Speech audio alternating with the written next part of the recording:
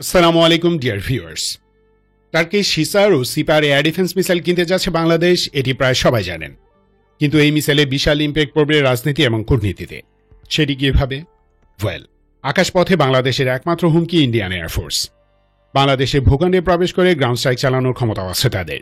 তবে মজার বিষয় হলো একটা স্টেপেই ডান্ডিয়া সেই সক্ষমতা নাই করে দিতে পারি আমরা। আর সেটি হচ্ছে টার্কিশ এয়ার ডিফেন্স সিস্টেম। মনে হবে বাড়িয়ে বলছি, কিন্তু না, একটুও বাড়িয়ে বলছি না। ভিডিওর বাকি অংশে এর প্রমাণ দেখতে পাবেন। So let's jump into the main part of this video. Subscribe our channel and support us.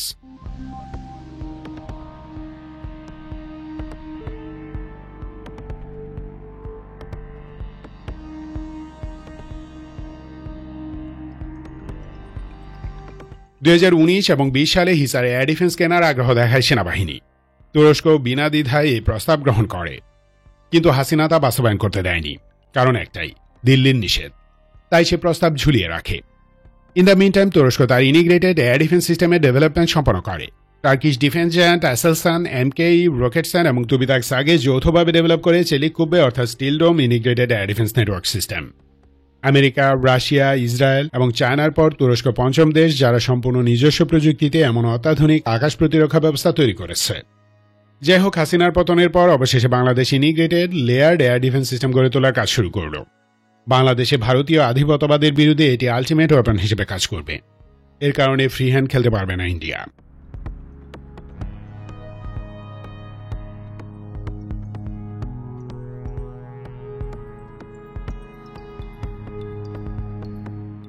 Dandiya আমাদের প্রাইম অ্যাডভার্সারি। এদেশে তাদের আধিপত্যের কয়েকটি ধাপ আছে। মূলত সামরিক আক্রমণের ভয় দেখিয়ে কূটনৈতিক চ্যানেলে হুমকি দিয়ে বাংলাদেশ থেকে স্বার্থ আদায় করাটা হচ্ছে সবচেয়ে বেশি ব্যবহৃত ধাপ। অনেকটা মেলার ভয় দেখিয়ে করার মতো ব্যাপার। যেহেতু আমাদের সামরিক শক্তি দুর্বল, তাই সামরিক ও বেসামরিক নেতৃত্ব অনেক সময় ইচ্ছে না থাকলেও দিল্লির হুমকি ধামকি মেনে নিতে বাধ্য হন। অখণ্ড ভারত বাস্তবায়নের খায়াসে এভাবে দক্ষিণ এশিয়ার প্রতিটি দেশে তারা সম্পূর্ণ অন্যায় আধিপত্যবাদ চাপিয়ে দেওয়ার চেষ্টা করেছে। এজন্য দেশে দেশে তারা তৈরি করেন নির্দয় দালাল সরকার। সেসব দালালেরা সংশ্লিষ্ট দেশের জনগণের উপর অপরিসীম নির্যাতন আর নির্যাতন চালায়। ফলাফল হিসেবে প্রতিটি দেশে ভারত বিরোধিতার উত্থান ঘটে। পতিত হয় দিল্লির পোশাকগুলো। বাংলাদেশে এই অত্যাচারের মাত্রা সবচেয়ে বেশি ছিল। ফলে এই দেশের 90% মানুষ ভারতকে ঠেকাতে মরিয়া।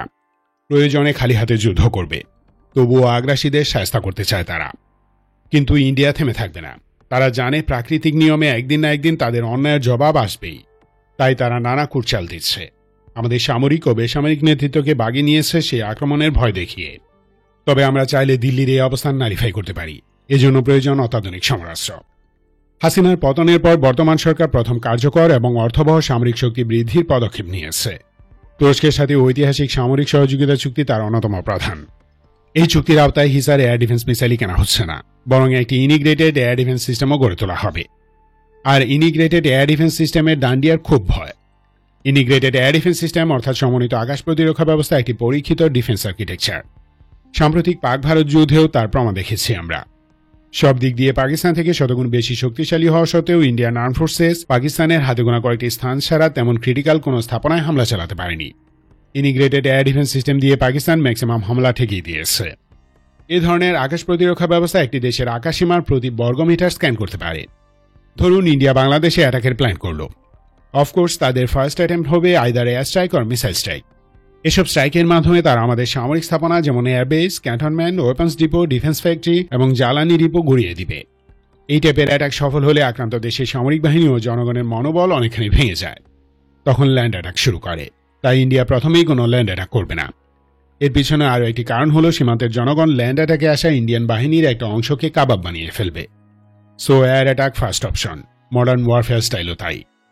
কিন্তু আমাদের যদি ইনিগ্রেটেড এয়ার ডিফেন্স সিস্টেম থাকে তাহলে এয়ার অ্যাটাকের ম্যাক্সিমাম ঠেকিয়ে দিতে পারবো। তখন ল্যান্ড অ্যাটাক করার সাহসই পাবে না। আর ঠিক এই কারণে টার্কিশ এয়ার ডিফেন্স সিস্টেম যেমন হিসার ও সিপার আমাদের জন্য ওয়ান্ডার ওয়েপন। এখানে একটি প্রশ্ন আসতে পারে যে ইন্ডিয়ার কাছে অ্যান্টি রেডিয়েশন মিসাইল ও এয়ার ডিফেন্স ধ্বংস করতে সক্ষম ইসরায়েলি ড্রোন আছে, তবুও বাংলাদেশের হিসার ও সিপারে তাদের ধুতি ভিজে যাচ্ছে কেন? এই আনসারটা ভিডিওর নেক্সট পার্টে আছে।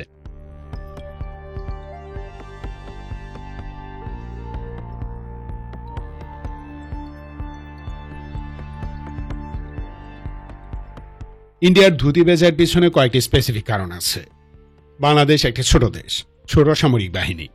এখানে অ্যাটাক করতে এসে যদি ইন্ডিয়ার 2-4টি যুদ্ধবিমান ভূপাতিত হয়, 5-10টি ট্যাঙ্ক ধ্বংস কিংবা 1-150 জওয়ান আঘাত হয়, তবে দুনিয়ার কোথাও আর ইজ্জত থাকবে না। এমনিতে আমেরিকান প্রেসিডেন্ট পর্যন্ত মজা নেয় যে পাকিস্তান ইন্ডিয়ার 7টি যুদ্ধবিমান ভূপাতিত করেছে। তার উপর বাংলাদেশে ডান্ডা খেলে ঘরের কোণে বসে কাঁদতে হবে। দক্ষিণ এশিয়া তো দূরস্থ, দুনিয়ার কোথাও পাত্তা পাবে না।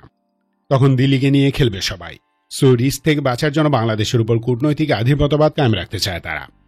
আমরা যদি ডিফেন্সিভ অ্যান্ড অফেন্সিভ মিলিটারি পাওয়ার বৃদ্ধি করি, তবে এই আধিপত্যবাদ অটোমেটিক কমে যাবে। আর ইন্ডিয়ান আধিপত্যবাদ কমে যাওয়ার মানে হলো বাংলাদেশের অর্থনৈতিক ও শিল্পোন্নয়নে অগ্রগতি। এক সময়ের ইমার্জিং এশিয়ান টাইগার হিসেবে পরিচিত বাংলাদেশের অত্যাধুনিক শিল্পখাত বিকশিত হয়নি দিল্লির কুটচালের জন্য। যাই হোক, মুখের কথায় আধিপত্যবাদ কমে না, অত্যাধুনিক সমরাস্ত্রে কমে। অ্যাডভান্সড ওয়েপন সিস্টেম থাকলে দেশপ্রেমিক সামরিক ও বেসামরিক নেতৃত্বের সাহস বাড়ে। তারা কনফিডেন্স পান, চোখে চোখ রেখে দেশের স্বার্থ আদায় করে নিতে পারেন। ইন্টিগ্রেটেড এয়ার ডিফেন্স সিস্টেম এই কনফিডেন্স দিবে। বাংলাদেশে ব্রিফ কোনো স্ট্রাইক চালানো বা সীমান্তে অপারেশন করার সাহস কমে যাবে ওদের, কারণ তখন অ্যাটাকিং ইন্ডিয়ান এয়ারফোর্সের মুভমেন্ট শনাক্ত করে পাল্টা হামলা করতে পারবো আমরা। বাংলাদেশ শুধু হিসার ও সিপার মিসাইল ক্রয় করবে তা না, বরং কমপ্লিট এয়ার ডিফেন্স আর্কিটেকচার গড়ে তোলা হবে। এটি ইন্টিগ্রেটেড এয়ার ডিফেন্স সিস্টেম বা আইএডিএস। এ ধরনের ডিফেন্স সিস্টেম থাকলে দেশের আকাশ সীমায় ঢোকা যে কোনো ধরনের আকাশযান, মিসাইল, ড্রোন, এমনকি মর্টার শেল পর্যন্ত শনাক্ত করা যায়। কোথা থেকে ফায়ার করা হয়েছে, উদ্দেশ্য টার্গেট কি এবং কত সময়ের মাঝে আঘাত হানবে, এইসব তথ্য রিয়েল টাইমে পাওয়া যায়। তখন কার্যকর প্রতিরোধ ব্যবস্থা নেওয়া সহজ হয়। Turkish integrated air defence system Celik Kubbe develop করা হয়েছে সর্বাধুনিক প্রযুক্তির সমন্বয়ে। এর কয়েক ডজন কম্পোনেন্ট রয়েছে। এগুলো হচ্ছে Hakim command and control system, Kalkan, ইরাল ইত্যাদি এয়ার ডিফেন্স রাডার, হিসার ও Siper surface to air missile, স্থির ও চলমান বিমান বিধ্বংসী কামান যেমন কোরকুট, ইলেকট্রনিক ওয়ারফেয়ার সিস্টেম যেমন কোরাল, রেডেড, পুহু ইত্যাদি, ডিরেক্টেড এনার্জি অর্থাৎ লেজার ওয়েপন সিস্টেম যেমন ইজদেরহা, গোকবার, ইহতার 100 ও শাহিন 130 মাইক্রো ও mini drone interceptor, Goksur close in weapon system ইত্যাদি। আর্টিফিশিয়াল ইন্টেলিজেন্স সমৃদ্ধ মেইন ফ্রেম কম্পিউটার পুরো সিস্টেমের কমান্ড অ্যান্ড কন্ট্রোল নেটওয়ার্ক পরিচালনা করে। এর দ্বারা 100% টার্গেট শনাক্ত করা যায়। Steel domain sensor suite enemy fighter jet, drone এবং মিসাইলের রাডার ও গাইডেন্স সিস্টেম জ্যাম করতে সক্ষম। টার্কিশ আর্ম ফোর্সেস অলরেডি তা যুদ্ধে ইউজ করেছে। ফলাফল 100তে 100। আর এর উপর ভিত্তি করে বাংলাদেশের ইন্টিগ্রেটেড এয়ার ডিফেন্স সিস্টেম গড়ে তোলা হবে। দেশের প্রতি ইঞ্চি আকাশ সীমা মনিটর করতে পারবো আমরা। ইন্ডিয়ান এয়ারফোর্সের জন্য মুখিয়ে থাকবে আমাদের air defence missile, Indian fighter jet, cruise and ballistic missile, air to ground anti radiation missile, armed and kamikaze drone ঘায়েলে সক্ষম হবে আমাদের এয়ার ডিফেন্স সিস্টেম। আর ঠিক এই কারণেই দিল্লিতে হাগমতো সিচুয়েশন হয়ে গেছে। তাদের কূটনৈতিক হুমকি ধামকির রাস্তা বন্ধ হয়ে যাচ্ছে, খতম হচ্ছে অন্যায় স্বার্থ হাসিলের মাধ্যম। ধন্যবাদ ভিডিওটি শেষ পর্যন্ত দেখার জন্য। সতর্ক সুস্থ থাকুন, দেশকে ভালোবাসুন। বাংলাদেশ চিরজীবী হোক।